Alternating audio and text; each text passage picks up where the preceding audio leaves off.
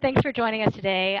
We are meeting with Senator Shemia Fagan and Senator Kim Thatcher, who are the Democratic and Republican candidates for Secretary of State. Thank you so much for making time to be with us today. And we thought we would just start off by having each of you give just a brief statement or introduction about who you are, why you're running, and why voters should vote for you. And why don't we start off with Shemia, why don't you go first? Will do. Well, thanks for the opportunity to meet with you today.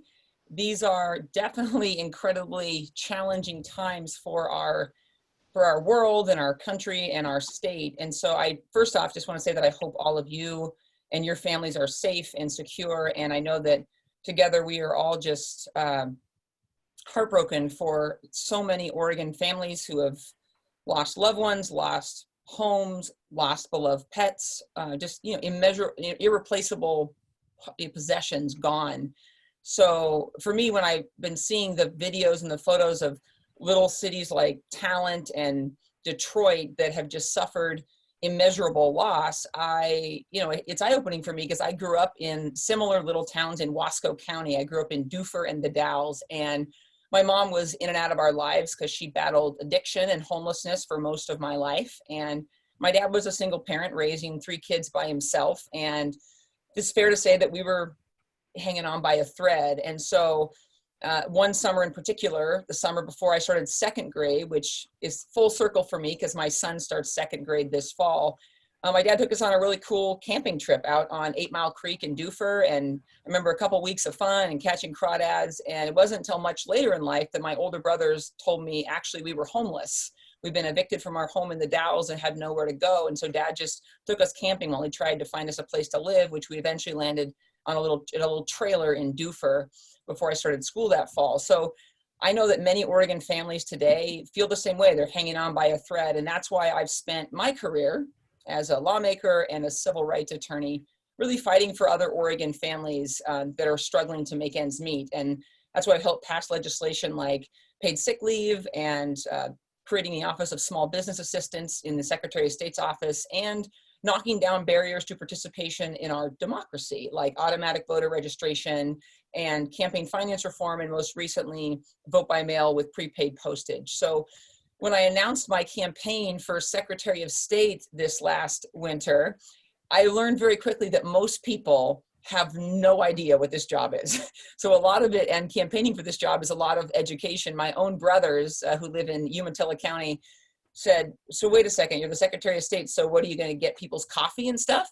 So they were joking, but certainly showing that they didn't even know how to guess what I would do. So the way that I see this job is making sure that government works for everybody, from running fair and secure elections to auditing state agencies and revenues to make sure they make a real difference in the lives of people who need it the most, overseeing our public records to make government transparent and accountable, and running the Office of Small Business Assistance that I helped create in my first term in the Oregon House. So as Secretary of State, I would get to ensure that our democracy works and that our state policies reflect Oregon values. Great, thank you very much. Kim, can you tell us a little bit about why you're running and why you believe that voters should be voting for you? Are you talking to me? I'm sorry, I had a little bit of with my sound. So yeah. You are talking to me. I apologize for that. No problem. Kind of crazy. It was just really super loud in here. I could hardly hear. Yes, I have actually, I've been in the legislature for almost 16 years. And I've also been a small business owner for 28 years. And much of my time in the legislature, I have spent working on good government issues and trying to bring in accountability, transparency, integrity to government. And it happens that much of my focus has intersected a lot with the Secretary of State's office. So whether it's been task forces or committees or topics or whatever it is, I've worked a lot with the Secretary of State's office, especially as the longest serving member of the Legislative Audits Committee, which I really enjoy that committee. I think it's where government does some of its best work, and I'm finally seeing some connection and connecting of dots between the good work of the audits office and the agencies, where in the committee, they'll come in and they'll bring, the auditors will bring forward the good work that they did, delving into an issue or topic or program. And then the agencies will come in and they'll talk about how the recommendations of the auditors are going to be adopted and what their timeline might be, and whether they agree or disagree with some of the recommendations and why. And so I think that has helped really bring in some accountability that hasn't been there in years past, because there have been too many times where I can think of where an audit is done and then there's a big press release about how much money was saved or whatever, yet nothing had happened because there was no bridging of the gap. There was no gapping that divide between what the agency will actually enact and what the auditors came up with. So they would just sit on a shelf collecting dust, and there was no connection of dots. And finally, over the years, we've been able to get that connection in place. So I love the work of that committee, and I would plan to continue working closely with the Legislative Audits Committee, because I think it's real important to help inform the conversation surrounding policy as well as budgets. We're going to be really facing a big budget issue shortfall this coming session. So having worked on that, having worked on just a number of issues that intersect with the Secretary of State's office, the Public Records Advisory Council is something was created recently, well, semi-recently, about, I don't know, 2 or 3 years ago now.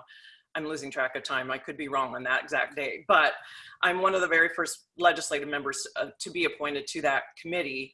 And I think it's so important that to work on public records access and making sure that these records are available to the members of the public as well as members of the media, because you got to have that outside scrutiny of government and accountability there.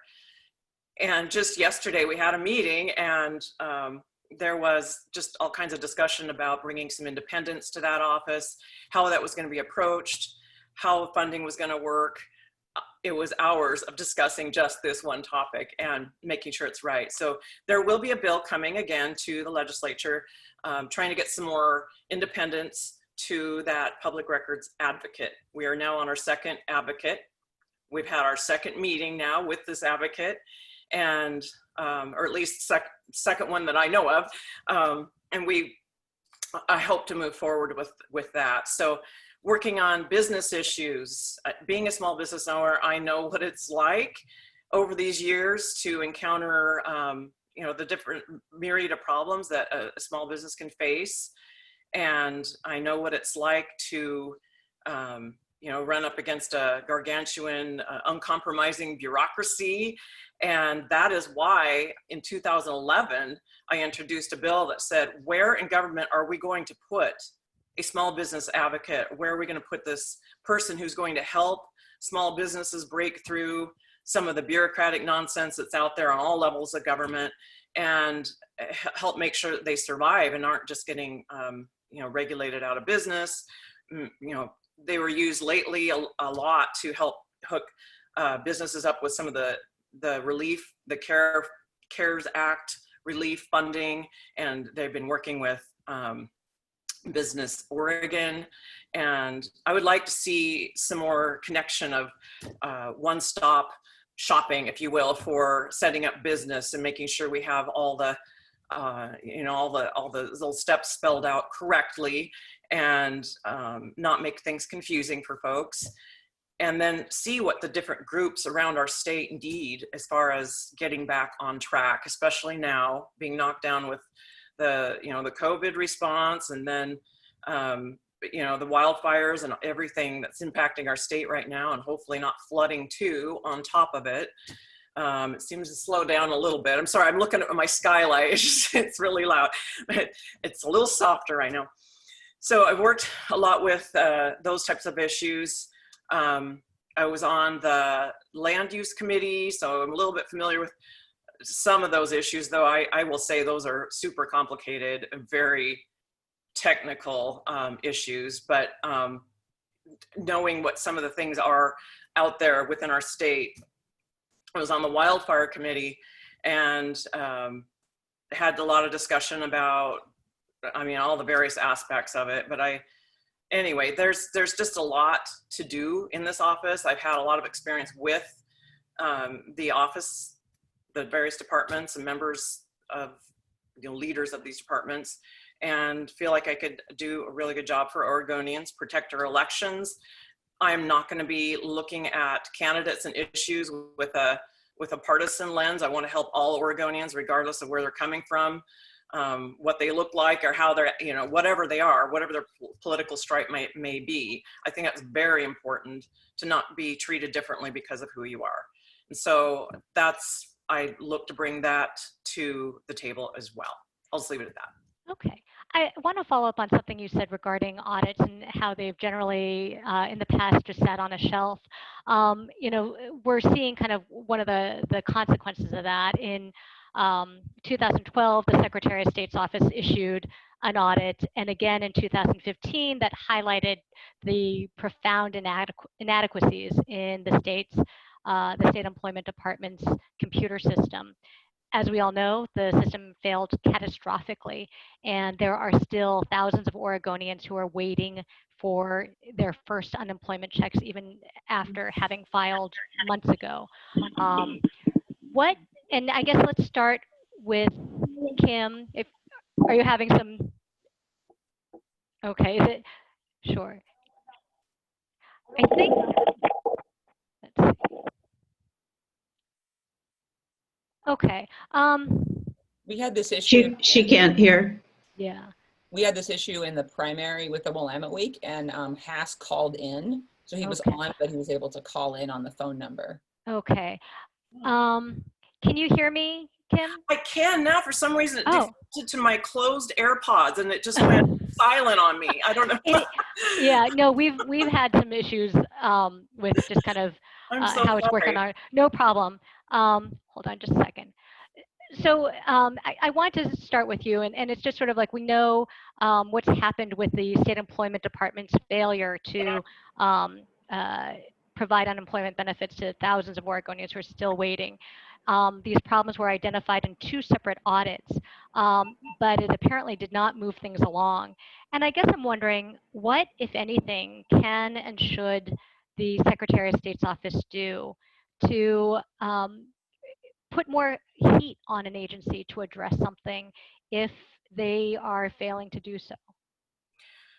That is a great question, and that is absolutely so frustrating that there was warning way back when, and even money allocated by the legislature way back when to help take care of this problem in the in the employment division, not the unemployment division, but the employment division. And it is very frustrating that it happened.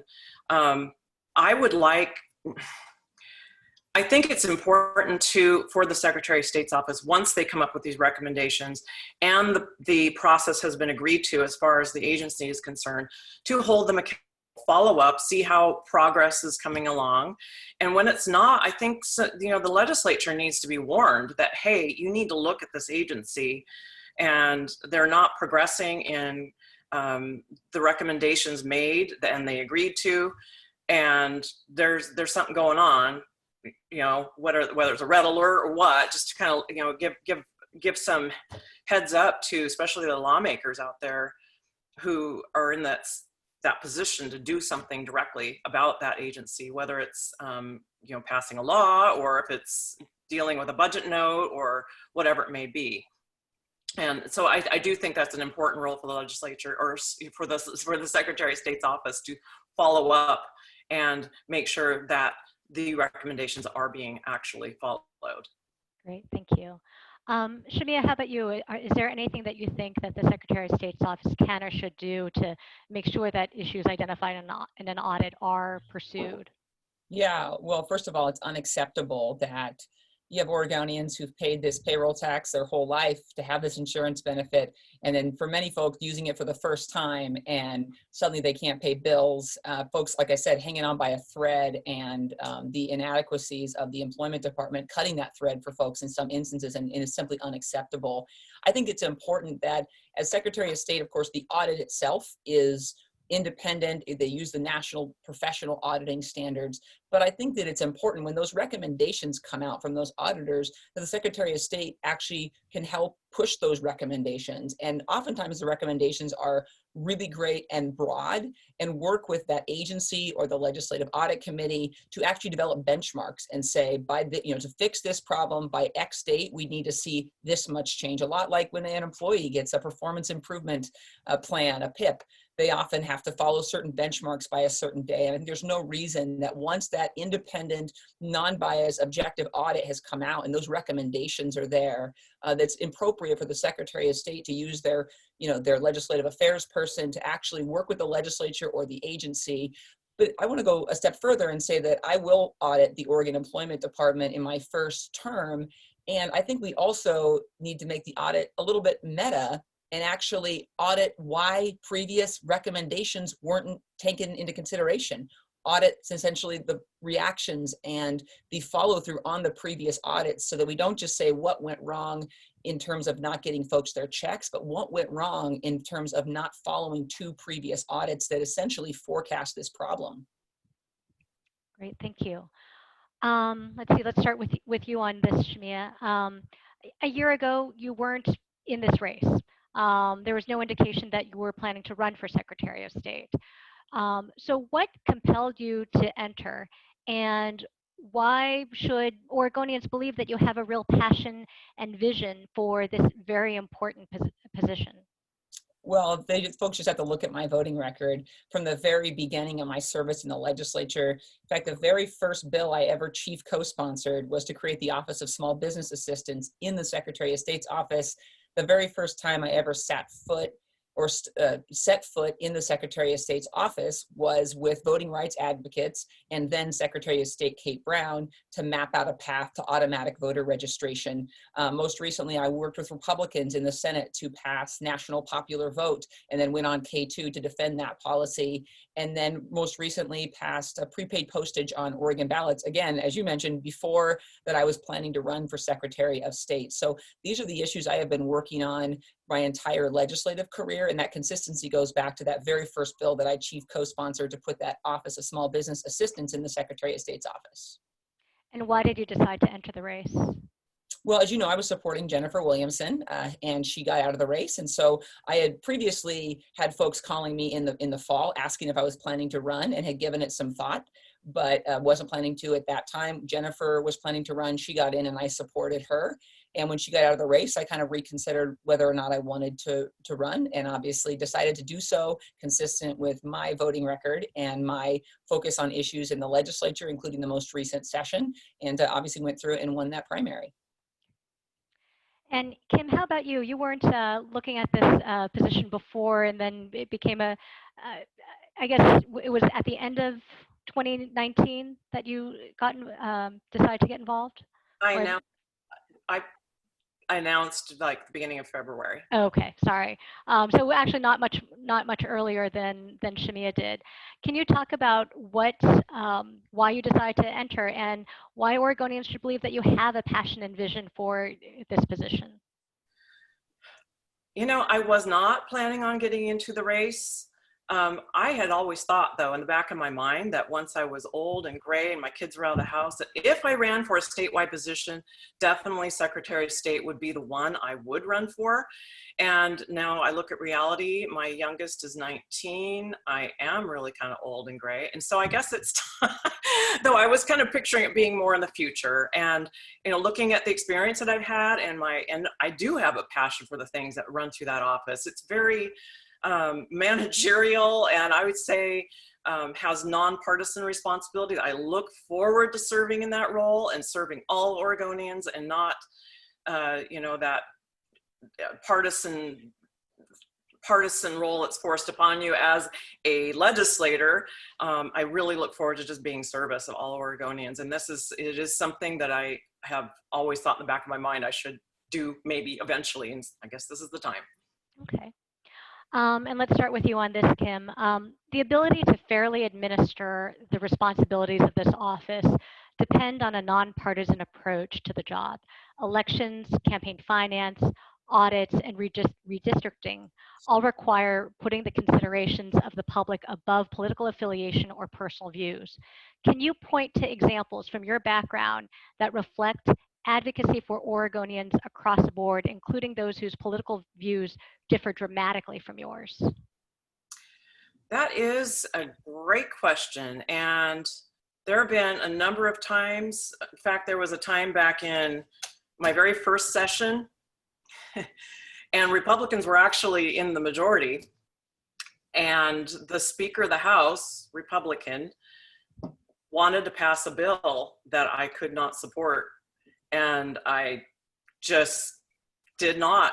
And there were only 3 of us that were holdouts on that. And that put it at a 30-30 split as far as being pro and con. And it was just not something I could do. It went against everything that I had run on just previously. And that's why I stood up and said no against the speaker. And boy, that was really a hard thing. And do you remember what that bill was about? It had to do with implementing a tax in Portland.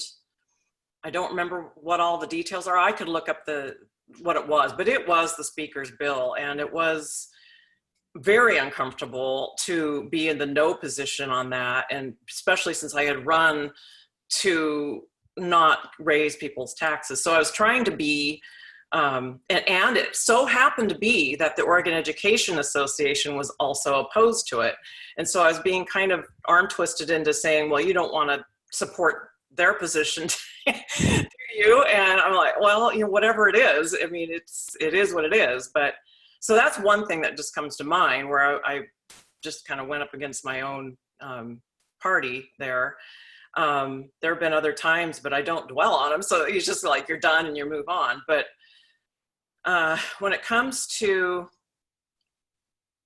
the initiative and referendum process, I really think we need to build back in a people-driven process that we've had, and we've had this in our law, or in our Constitution for a long, long time, about 100 years, I think, and it's been whittled away at.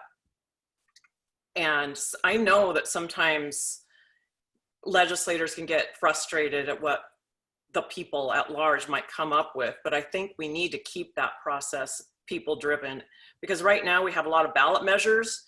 Well, the only ballot measures that really made it on the ballot were big money-backed ballot measures. They weren't people-driven. So that's one thing I've been trying to stand up against, whittling away at the ballot initiative process and the referendum process, and making it more suitable and not difficult for people to bring things forward, working with Democrats and independents alike on that issue, to not whittle away at the people's right to, bring forward ideas. Thank you. And Shamia, same question for you. Can you point to examples from your background that show a determinedly nonpartisan approach to something where you were aligned with people on the opposite side of the spectrum?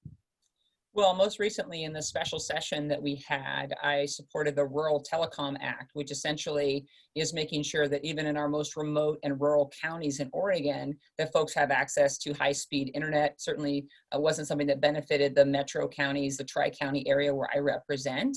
But I think particularly right now, as you have parents trying to navigate online school, I'm one of those parents who's moonlighting as a second grade teacher during all of this, and to make sure that they have internet access and quick internet access for those virtual school. And then of course, all kinds of other benefits of the internet, including running small businesses. But you asked for a few examples. I'll give you another one, which is automatic voter registration. While it, sadly Republicans in Oregon didn't support that, the data that's come out has shown that actually it's boosted eligible voter registration in rural counties in Oregon, because when you think about it, a lot of those voter registration drives would happen kind of in the metro, in the downtown areas. A lot of those weren't happening out in the more remote remote counties in Oregon. And then I worked with Senator Brian Boquist and the National Popular Vote bill, that we took that to the floor over the objections of the Senate President, the Democratic Majority Leader, and the Democratic co-chair of Ways and Means. But I work with Senator Brian Boquist because he held the same belief that I do, that a rural voter who wants to vote Republican in Oregon should matter as much as a rural voter wanting to vote Republican in Pennsylvania or Michigan or Florida. And I worked with Republicans to pass that National Popular Vote bill. Great, thank you. Can I just add a couple things, not in response, but just because Sure. now that I've had a second, it's like, oh, why didn't I say this? Anyway, just the transparency website. In 2009, the Republicans were in a super minority, and I worked real hard, spearhead, getting basically the state's checkbook online. And I worked across the aisle with Arnie Robland and Jefferson Smith, and we got together. It was Wisnet, me, Jefferson Smith, and Arnie Robland to show the people what's going on in their Oregon government. And so we got that transparency website going. We have the Transparency Commission set up, and then so that was one of the bigger things that really was a bridge builder, I thought. Thank you. Great. Laura, did you want to jump in? Yeah, thank you. I think this one, we'll start with Shamia, correct, since we started with Kim, the last one. The Oregonian has highlighted numerous instances of campaign spending that's legal in Oregon, but not in many or most other states. For example, both of you have used campaign funds to pay for expenses such as lodging during the session or paying relatives for work. What, if any, campaign spending laws need to be tightened, in your view?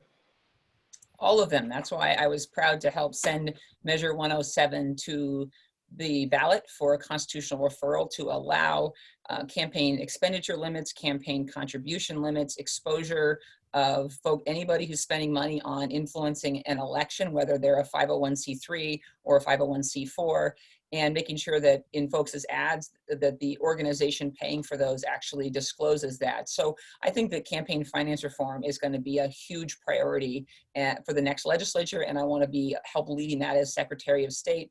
And some of the principles that will guide me is that we need to recognize that not all funding sources are the same, that somebody, one person giving $1 million is not the same as 1 million people giving $1. So I think that we need to make sure that we have individual contribution limits, but also encourage the kind of grassroots fundraising that organizations on the left and the right engage in, if it's small grassroots fundraising. And so I think that campaign finance reform is absolutely critical. I was proud to work in a bipartisan way to pass some dark money legislation this last 2019 session, but we need to do more. And once we get that Measure 107 passed and amend the Oregon Constitution so that we have more latitude, I will definitely work with the legislature to make sure that we very much improve our campaign finance laws here in Oregon. Just to follow up on that, Shamia, with your campaign, just 3 public employee unions have donated more than $600,000 this year. And that by itself, in my quick review of the campaign finance database, that's more than any other active candidate in a state or local race has raised this year. In fact, it's almost twice as much as the candidates in the treasurer and AG's race have raised. As someone who supports Measure 107, do you think there should be limits on public employee unions as well? I think that we should encourage the type of grassroots fundraising from folks who typically don't have a lot of power. I've been very proud to be supported by Oregon's working people since my very first campaigns. I also have a broad coalition supporting me in this race, including 4 past secretaries of state, Senators Wyden and Merkley, Oregon League of Conservation Voters, Emily's List, the National Democratic Lieutenant Governors Association, and others. But I have always been clear in my public service that I stand for working people, folks that are trying to make it when they're hanging on by a thread, like my family. I believe that folks should be paid a living wage when they work, that they should have health insurance, that they should have paid time off for sickness and caring for family members, that they should have a secure retirement and a safe workplace. And because of those core values of mine, I've been proud to be supported by hundreds of thousands of working people across the state, including the firefighters that are out fighting those blazes all across Oregon right now. And so I don't apologize for having their trust and support. And I think it's appropriate when folks donate small amounts of money. When you talk about these labor contributions, these are folks, janitors, security workers given 25, 30, 40 bucks a month to collectively pool their dollars together. So I think it's important that we have a distinction between small donor PACs and other PACs where people can give enormous amounts of money that go over the amount of what our individual contribution limit should be. Right, but none of these individuals are putting their money specifically in your campaign. They're putting it in this group fund where the leaders decide where to concentrate that. And when you have that decision to funnel $600,000, again, more than almost twice as much as more than any other candidate from just 3 public employee unions, don't you think that that creates a just an influence that is potentially just an uneven playing field for what voters are seeing and what they're hearing?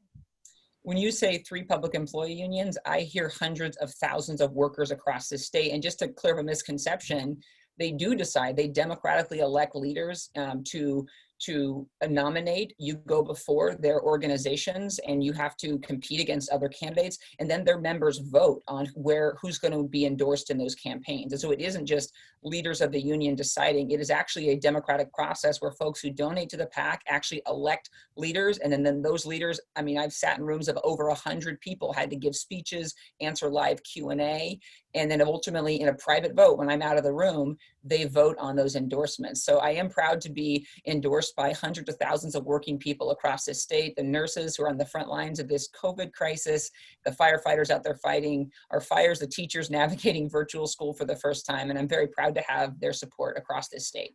But you would agree those individuals who are contributing to the fund are not themselves directing those specific donations to go to your campaign.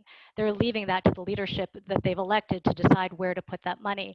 And when you have like that decision to throw all of that money into, a couple races, doesn't that create an imbalance there? As I've said, the imbalance is hundreds of thousands of working people supporting my campaign. And they do give those PAC contributions voluntarily, knowing that there's going to be a vote on who gets endorsed. And once the person is endorsed, who receives campaign contributions. So it's all very open and democratic within those labor unions. But my focus is on the hundreds of thousands of Oregon workers, many of whom are not Democrats, they're Republicans, they're independents, they're from every corner of this state, all 36 counties, and I am proud to have their support. Okay, well, let's move on to Kim. If you want to answer the question that Laura asked, and do you want her to repeat it?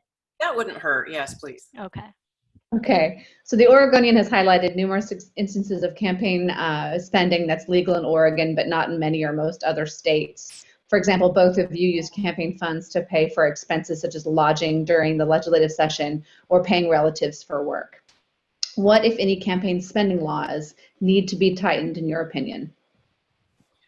Yes, okay. Yeah, I did vote to send that to the people. I think that is, the campaign finance is a hot issue for people. They would really like to be able to weigh in, and those have not been able to pass in previous times because of our Constitution. So that's why it's required to be a change to our Constitution to make sure that that is allowed. I do believe in transparency. I think it's very important to know where money's coming from and not have, in these groups where you don't know where the money came from coming in and influencing campaigns, or even pretending to be some sort of a neutral party when really they're in the tank for some, a candidate.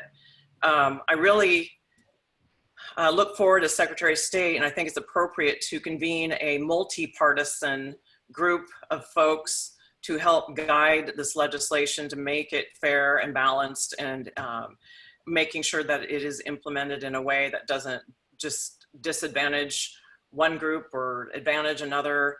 I think that it's possible when we're, one part I don't necessarily, or that I'm a little concerned about with 107 is that I think limits tend to favor incumbents, and it's more difficult for a challenger. But that's just based on some reading I've done in other states where it's happened. It just has not helped challengers raise money.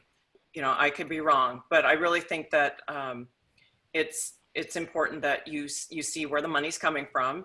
And then if the state wants to have, I don't know what those limits ought to look like. I don't know what the answer is. That's why I think it's very appropriate to convene a multi-partisan where you've got these different viewpoints coming in to figure out how to best implement this law and oversee it. So I guess I'll just leave it at that. Great. And Laura, did you want to ask about anything else? Yeah, Kim, I just wanted to follow up with you in terms of, in 2010, a judge penalized your construction firm $60,000 for destroying evidence as the state investigated possible contracting fraud. You denied the allegations, saying that your company was targeted and a part of a political witch hunt. Do you still deny those allegations? And what do you have to say to voters who you're now asking to entrust you with the state's auditing function that investigates and holds state agencies and programs accountable? Thank you. Yes, there was a lawsuit, and I think it started in 2006. My company brought it because ODOT wasn't paying its bills, and it was resolved. 2010, we dropped the case when an outside settlement had come in related to the case, and in the process of dropping the case, we were assessed it was about $60,000 for some of the costs incurred by the Department of Justice in bringing the case because we had dropped it. The Department of Justice was seeking a whole lot more in punitive type things, but that's all it was. It was just a settlement of some of the costs that they had incurred. No, those 60,000 in fines were because the judge said that you had destroyed evidence in the investigation into whether or not you had improperly invoiced the state. Well, that is not what I remember, but yeah. Later, there were about 3 different judges on this particular case, and the one that came in at the end had not heard any of the things, but yes, that was paid, it was settled, and if these allegations were true, my businesses would not be able to work on ODOT projects, nor should they be able to. And it's water under the bridge. We've been working on ODOT projects ever since then. And I would like to add also, because my businesses do work with ODOT projects, I'm going to be separating myself from those businesses in a way that to make sure that there isn't a conflict of interest while serving in the Secretary of State's office, or even a perceived conflict of interest. I want to make sure that that is set up in that manner to keep things above board. But absolutely, I know what it's like to go up against a gargantuan. You would think by reading some of these things that it was ODOT coming after us and suing us, but it was really us suing them. And then it turned, they've got all these resources at their disposal that came to bear, and it's really tough for a small business to go up against a big giant like ODOT. Right. I just want to clarify, though, again, the accusation was that your company destroyed documents, and a state investigator came in and showed that, at least according to the judge felt it was clear that you had gotten rid of documents and cleared computers. So you're acting like you don't recall this part of it, or well, I know do you still? Thank you. I absolutely deny that there was no purposeful getting rid of documents. You know what? Back in 2004, 5, and 6, when this project was going on, our company was not computerized like it is now, to the extent where you're storing, where everything's on the cloud, and it was basically using it to write letters and keep your checkbook and things like that. Everything was printed out. We had paper copies of everything. We were paper-based. We were still receiving paper statements and checks from the bank. Everything was on paper. So we printed out everything. We had paper documents. So that was provided, and there was no willful, regardless of what they say, there was no willful desire or attempt to keep things from the state. Great, thank you. Let's see. This question, let's start off with Shamia. If the legislature fails to agree on a redistricting plan, what would your process be for drawing boundaries? So first off, I think it's very likely the Secretary of State will be involved this year because of the delays with the census. And in fact, just this week, there was bipartisan legislation introduced in the US Senate to help to allow moving of those deadlines, because of course the legislature has until July 1. I'm proud to be endorsed by the National Democratic Redistricting Commission, which is the group formed by former President Obama and his former Attorney General Eric Holder. And I have committed that I will follow an independent commission. I will essentially convene a commission. I will use the best parts of what folks liked about IP 57, but I will also make sure that we improve on that. IP 57 was essentially a copy of what they had done down in California, and there's been reporting in the LA Times that the commission in California is not meeting its diversity and equity goals because they don't pay folks for doing this work. And so I will do a independent commission that draws the boundaries, but that is based in equity and diversity to make sure that the commission drawing those boundaries actually looks like and reflects the people of Oregon. What they're finding in California is that it's essentially much older, whiter, and more male than the California population as a whole. So I think that I will do an independent redistricting commission, but based and centered in equity. And would you be basically taking their recommendation, or and going with that, or you would have, for lack of a better word, veto power over what their recommendation was? No, I would be committing to take their recommendation. And I mean, not to nerd out on this because I've given this a lot of thought, but there's actually a really robust process in ORS Chapter 188. I mean, whoever does redistricting, whether it's the legislature or the SOS, has to hold at least 15 hearings, 10 before the maps are drawn, 5 after they're drawn, 1 in each congressional district. It's really detailed. And I think that's the floor, not the ceiling. And then we need to engage community-based organizations, make sure that when those hearings are held, that they're also held in the evenings, that there's childcare provided, that there's live language translation required. And then we're actually working with community-based organizations that serve folks that are historically underrepresented to make sure that there's resources for them to have discussions within their organizations and then report those discussions back. So again, I will use an independent commission. I will let them do the math. I will of course review it for legality because there are legal standards in ORS Chapter 188, but I will not veto their map, and I will trust that we're gonna set up good sideboards, and we're gonna trust they're gonna do the process in a way that is independent and nonpartisan and based in equity. Thank you. And Kim, same question for you. If the legislature fails to agree on a redistricting plan, what would your process for drawing boundaries be? I want to honor what was put forward in Initiative Petition 57. And I've said all along that I would convene an independent commission along that line if for some reason it didn't make it to the ballot, and it didn't make it to the ballot. With COVID, it was making it very difficult to reach those really high limits in signature gathering. But that is what I want to do. I want to make sure that we honor what's in our law, bringing communities of interest together. I represent in my Senate district, for example. I think a community of interest could easily include a school district, for instance. And I only have one complete school district within the boundaries of my Senate district. I have Salem Kaiser schools in my district, but I only represent Kaiser. I have Newburgh Dundee schools in my district, but only have a little tiny sliver of Dundee. There's Westland Wilsonville schools. I only have Wilsonville. I mean, on it goes. And I have just a part of Hillsborough.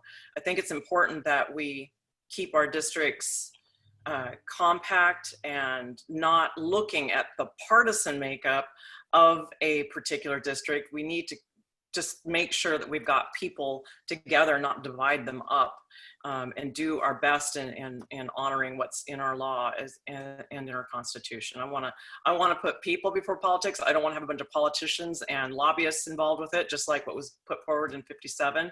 I don't think that's a good idea, but I think you do need to have that buy-in from the different parties. Thank you. Shamia, this is a question for you. You were criticized by a Democratic colleague during the primary this year for a website that your supporters paid for as an in-kind donation to your campaign.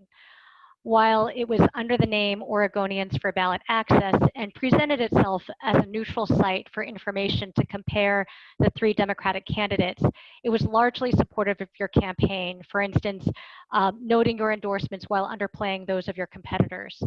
Do you think those types of websites are fair game? And should there be a requirement on the site to disclose it was paid for by your supporters?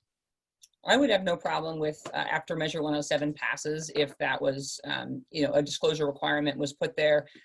Primaries are hard. Obviously, they're intra-party fights, but I'm proud to be supported by my primary opponents as well as the folks who were supporting them, and that website, complied with all transparency reporting and campaign finance laws. But I am glad that you brought this up, Helen, because one thing I found really disturbing was that in a letter purportedly, or in a voter's pamphlet statement purportedly supporting Measure 107, my colleague Senator Thatcher actually used a statement under Measure 107 as a supporter to essentially buy a statewide attack ad on me on this exact issue. And I think that's a really gross misuse of the voter's pamphlet statement. I mean, that would be like if I took out a voter's pamphlet statement in support of the Multnomah County Preschool for All measure just to talk about the Republican walkout over the Student Success Act. And I don't think that's what Oregonians want to see our voters pamphlet become, a big binder full of attack ads, particularly not from somebody who is running for Secretary of State and who would be publishing the voters pamphlet. Did you have any, issues or concerns about this website, however, that was for your benefit, but really presenting itself as a neutral site, just in terms of exactly what you said, transparency to voters and someone who's going to be overseeing that? The first I heard of the website, quite frankly, was when I had to respond to a story about it. I had never seen the website and I had not received the email from a colleague of mine. And so I looked at the website. All the information on there was accurate, public information about who had endorsed who in the primary. And so, that was the first that I had seen of it. So, like I said, primaries are hard. And obviously, if, whatever the laws are, if people want those things to be disclosed, that's the legislative process. The public testimony will bear out if that's something that Oregonians want to see. Then I'll be happy to disclose that. But in the end, the information on that website was accurate, was publicly available, and all campaign finance reporting was done correctly and timely.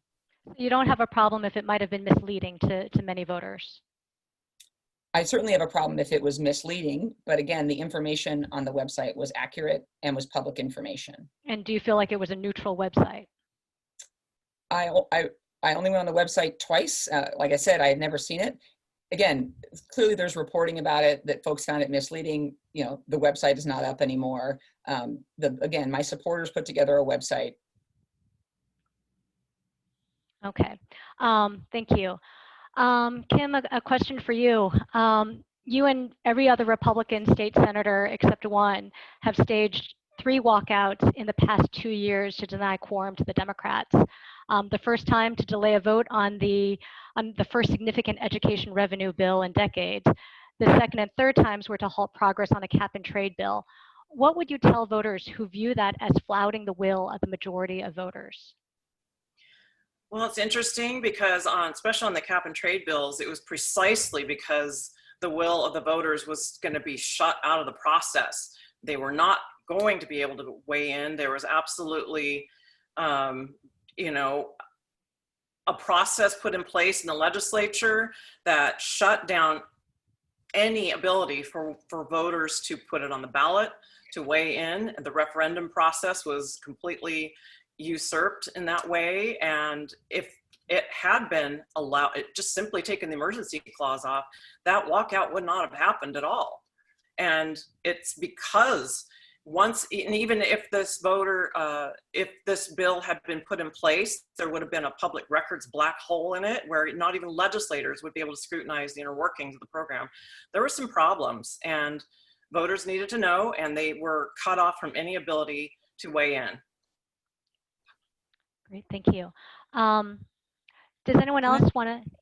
Can I respond to that, Helen? So I just want to make sure that it's clear that You know, Article 4, Section 1 of the Oregon Constitution for over 100 years has given any eligible voter the ability to petition any law. So if those cap and trade bills had gone into effect, it's simply not accurate to say that the voters would not have been able to vote on it. If it had become law, the initiative process is right there in the Oregon Constitution. Obviously, I'm assuming Senator Thatcher knows that, given she's running for Secretary of State.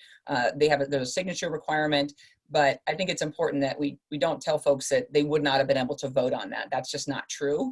They would have been able to, just like they have for 100 years in Oregon, been able to put any law on the ballot, but by collecting the appropriate number of signatures, showing that there are that many Oregonians who support, you know, obviously putting that measure on the ballot. But wouldn't you agree that the initiative process was changed by the legislature to make it more difficult, particularly for people in rural areas, to even sign their support for an initiative petition, where they have to have access to a printer, they have to be able to do it themselves or ask someone to personally do it for themselves, as opposed to in the urban centers where, at least pre-coronavirus, you had the ability to just get signatures by going to the grocery store and these large urban gatherings in the urban core. I think you're referring to the e-sheets, is that? Yes.